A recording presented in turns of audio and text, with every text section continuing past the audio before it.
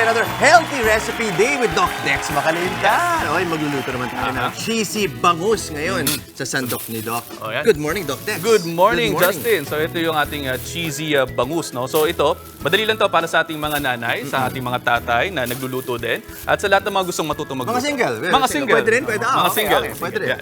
Ayan, so ganito lang gagawin natin. Siyempre gusto natin healthy pa rin, no? So meron tayong bangus nga dito kasi nga siya ay cheesy bangus. So bago natin lagyan ng cheese, lagyan muna natin sila ng mixture natin ng tomatoes and onions. No? So Okay. naglagay din ako ng konting asin dito. Okay. So ganito lang gagawin natin. Ilalatag lang natin siya like so. At para makakuha tayo dito ng lycopene pa rin, no? Dito sa ating... So ano naman yung mga health benefits ng lycopene? Okay, yung lycopene good for the heart, no? Okay. Also para sa circulation natin yan. Yan yung mga gusto natin dyan sa lycopene natin. Also, sama pa natin yung healthy na fats ng bangus. So naririyan yung omega-3 fatty acids natin. Good for the heart. Pero Doc, di ba yung iba, parang kinatatakutan nila sa bangus is very high in fat naman siya dahil sa bangus belly. Tama ba? Hindi. Actually, ang bangus ay considered as medium fat. Medium fat? Yeah, so Okay. medium fat lang siya, hindi siya high fat fat. Okay. No? So sa proteins natin, meron tayong low fat, medium fat at saka high fat. So si bangus ay medium fat. Medium. Ano yung mga high fat na Yung fish? mga high fat na fish, konti lang yan eh. Yung meron dyan ilan mga lapu-lapu, ganyan. Oh, high fat yung lapu-lapu. Yes, considered yan. Okay. And then, pero merong mga variants din na hindi naman super high fat eh. So it depends kasi dun sa cut ng kukunin ninyo.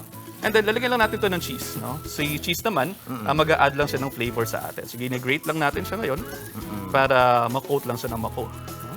And then, gusto lang din nating i-point out na hindi kinakailangan nakatakutan no, yung pagkain. No? And then, meron din tayo mga calories kasi na nakukuha sa iba pang mga pagkain na kung i-distribute natin sa plato natin, mas magandang makita kasi mas meron kang mga phytonutrients na makukuha. Katulad ng gagawin natin ngayon. No? Alam mo ba kung gaano karaming calories ang makukuha mo sa isang large fries? Okay. No? Di ba? Gaano kadali mong kainin yung large fries? Ilan nga? No? Yung large fries, meron kang around 520 calories. 520 Yes, calories. 520 calories. Okay. And then itong gagawin natin na to, ang isang serving nito would yield around mga 172 calories lang. Ha? Itong gagawin natin Isang na to. serving. Isang serving. Isang serving. Okay. No? And then, ang gagawin lang natin dito ay pwede natin siyang i-oven toast lang natin siya dito. No? So, meron tayong oven, and then papasok lang natin to dito. Pasok lang natin. Okay. Pasok lang natin to dito. And then, hindi nila nakita. Gano'ng katagal dapat sa oven? Sa oven natin, papasok lang natin siya around 15 to 20 minutes. Okay. No? And then that's it. High heat ba dapat? High heat lang. High heat lang at around 180 degrees. 180 degrees. Okay. And then, ang makukuha nyo dyan ay parang ganito. So ito na yung ating Wow! cheesy Magic! bangus. Magic din ang cheesy bangus natin. At ang isang serving nito would be parang kasing laki siya ng matchbox size. Makakuha ka dyan ng around 172 calories lang. So kung ipa-plate natin siya, ganito yung magiging itsura niya. Okay. 172 calories per 172 serving. calories per serving. Oh, at may protein pa yan dahil May protein sa ka. cheese. Yes. At sa bangus, of course. Diba? So, pagka ginawa lang natin yan, ito lang siya. So, ito yung around ng isang 172 calories natin. Sige. Pakita natin ang isang serving Yes. size. Ang 172 calories. So, Pero pag ako, Doc, siguro mga 3 servings yan. yes, pwede naman. Okay. Pwede. Ay! Sorry. Dahan. kontra doon. Sige, kaya mo yan. Dahan. Na-excite kayo masyado. Sorry. Na-excite kayo masyado, guys. Ganun talaga dala ng gutom. Dala po ng gutom, mga And kapatid. then, Hating kapatid. Okay. Wow, Manalo. Pakita lang natin. Nakaka-impress naman, may Sige gulay pa. May plating pa. May plate. Pakita lang natin, di ba yung sabi nga natin kanina, yung fries is around 520 calories. No? So ito, turuan ko lang kayo magbilang. Itong ganitong kalaki lang na bangus, na cheesy bangus natin would be around 172 Parang sa calories. palm yan. Nasa parang palm. No? And then naglagay ako dito ng kanin. No? Kasi kung gusto niyo ng white rice, okay lang din naman. This one would be around 200 calories. Okay. So ilan na yun? 172 plus 200. Walang gusto mo Ayan, yan. 172 Okay. calories plus around mga 16 calories lang dito. So wala pa siyang 400. Pa 400 lang siya. Wala pa siyang 500 calories. Isipin mo kung kakainin mo yung fries, no, na ganung kalaki, na isang large Anong fries, you'll size? get Large? large fries would be around 520 calories. So ito yung kainin mo, ganito yung mako-constitute mo sana sa 400 calories, pero mas okay pa din na Full meal pa. full meal pa. So yan, tikman nyo ngayon yung niluto namin. Sige. Grabe rin mang konsensya si Doc, ano? Pero at least may option siyang pinapresent. Oo naman.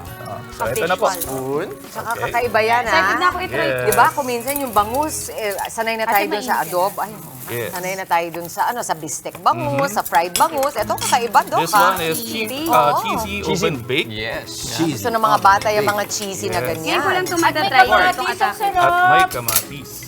Ayan, boneless. Mami Chicks, meron na? Oo, sige. Naamoy ko Anong keso nga bigla. ulit ginamit mo dito, Doc? Kaya na lang Sorry? kami dito Anong ni keso? Ang keso yung regular na cheese Regular lang. cheese lang, no? Pwede na.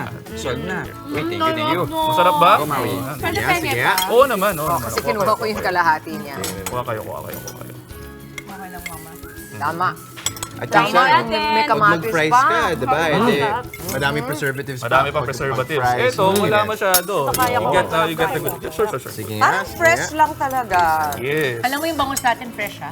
Good job, guys, ha? Ang At bangus saka natin ito, sarap. kahit Nam, nam, kunyari nam, bangunin nam. ninyo, prepare nyo sa umaga, kahit tanghali nyo nakakainin, kahit hindi na siya yung mainit pa, masarap pa rin eh. At po, pwede nyo pa rin pong iinit. Pwede rin. Yung Ang iinit. ganda ng mix nung keso at nung Ay, kamatis. sarap. Ah, Sorry, kinuhaan ko na yung plate mo. go. Tagal mo eh. Tagal mo nga. Pero, Doc, Sa this is a kamatis. combination na hindi ko naisip na pwedeng gawin. Di Eh, ba, Mami? yan. Ang galing ng idea Oh, niya. dahil pinaseta natin, gawin na ninyo. At gawin na rin ng mga Yun na nga. kapatid natin. Tsaka masaya. Nag-note na tulad mga ko, mommies and Na medium fat lang palang bangus. Medium fat lang. Di ba kadalasan Hindi yung kailangan, may ano, cheese, katapusan. salmon, Mami? Oo, tama. So, pwede rin Salmon. lagyan ng mga, green peas, Okay. gano'n, di ba? Pwede rin. Kahit anong gusto nyo. Tingnan natin Yan sa kayo omega, maaari buhay. omega 3. Thanks so much, Okay. Doc Dex. Okay, Text anytime. ulit. Salamat, Doc Dex. Mga kapatid, Chiki Roa Puno po. Simulan ang inyong araw na puno ng impormasyong kapaki-pakinabang. Sama na sa isang makabuluhang umaga. Tumutok at mag-subscribe sa social media pages ng News 5.